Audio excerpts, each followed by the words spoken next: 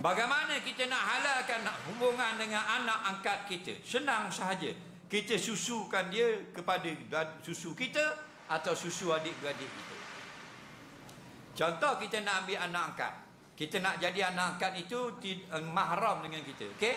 Caranya, kita ambil anak angkat yang belum sampai umur 2 tahun. Kemudian, kita susukan anak itu 5 kali sekurang-kurangnya. Sekali lama mana? Sekali kenyang. Sekali dia berhenti, dan esok sekali lagi, lusa sekali lagi, 5 kali jadi anak susuan. Sama macam anak sendiri, haram nikah, tak batal air semayang, tak wajib pakai tudung kalau perempuan. Cuma tak dapat pesaka bila mati, melainkan dengan wasiat.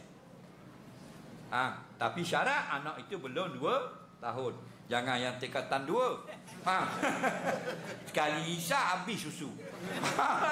Kenapa dah? Masuk hospital ibu susu.